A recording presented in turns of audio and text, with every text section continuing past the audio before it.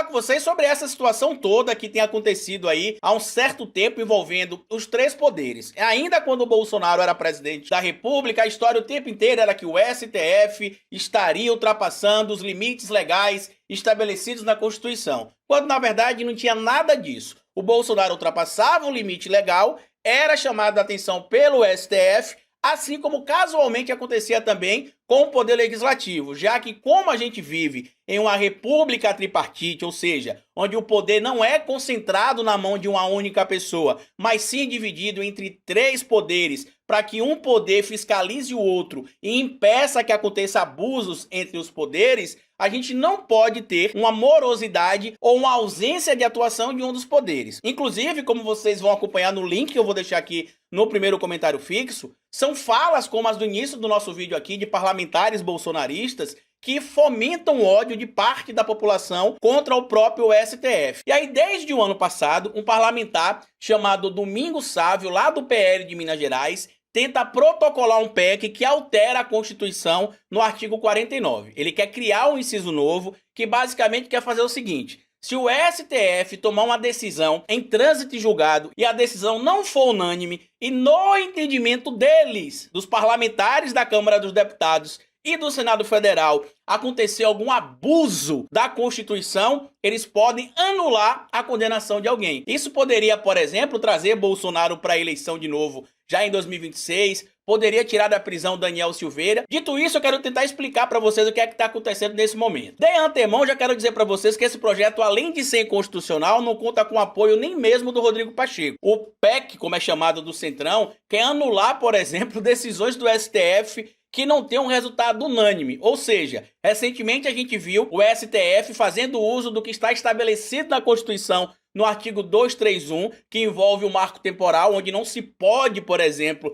levar a questão de demarcação de terras indígenas de acordo com a legislação que os legisladores atualmente querem fazer, e aí eles poderiam simplesmente derrubar a decisão do STF se os critérios que eles colocaram ali nessa PEC que eles querem aprovar fossem seguidos, porque a votação foi 9-2, ou seja, não teria tido unanimidade e eles também teriam o entendimento, segundo eles, que não são especialistas na Constituição, e isso fica claro porque o próprio PEC que eles querem colocar em prática é uma PEC ilegal, é uma PEC inconstitucional. Por que, Carlita, ela é inconstitucional? Porque ela viola o que está estabelecido na própria Constituição, no artigo 60. Lá no artigo 60 fala como é que você pode colocar em prática, por exemplo, alguns projetos de emenda à Constituição, que é quando você vai solicitar uma alteração, por exemplo, na Constituição. E lá no parágrafo 4º está bem claro dizendo sobre quais assuntos não serão levados para a votação, as chamadas cláusulas pétreas da Constituição. Entre elas está ali, como eu vou ler para vocês agora no parágrafo 4º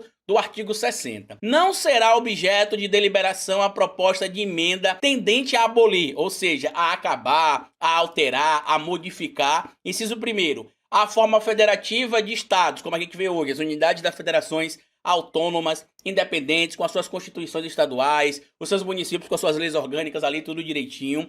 Inciso 2º, o voto direto, secreto, universal e periódico. Inciso 3º, a separação dos poderes. E inciso 4º, os direitos e garantias individuais. Quando eles falam, por exemplo, ali que o STF estaria ultrapassando os limites legais da sua atribuição, como se o poder legislativo fosse especializado na Constituição. Eles dizem especificamente alguns pontos que a chamada bancada conservadora critica. A questão que envolve o aborto, a questão que envolve a lei de drogas e a questão que envolve especificamente a população LGBTQIA+, que apesar de serem pessoas como qualquer outras pessoas, não deve ter leis que as proteja, não deve ter direito, tem de viver ali no hiato social.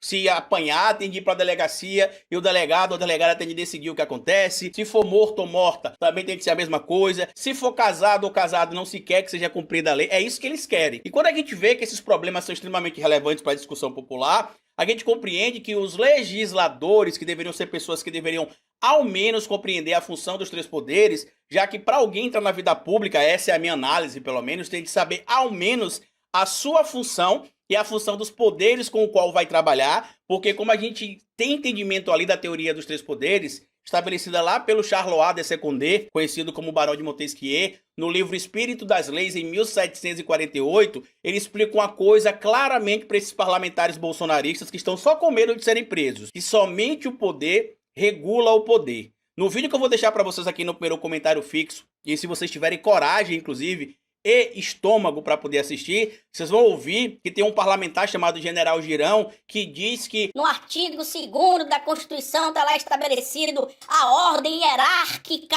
de como deve ser estabelecida a República Democrática do Brasil, legislativo, executivo e judiciário. E não é bem assim, General Girão. Numa república não existe hierarquia entre os poderes. Os poderes não se sobrepõem, os poderes não são maiores ou menores que os outros, os poderes se complementam, se fiscalizam e eles são harmônicos, ou seja, a forma que existem os três poderes ela é uma forma horizontalizada. Não tem poder legislativo, executivo e judiciário como você está falando.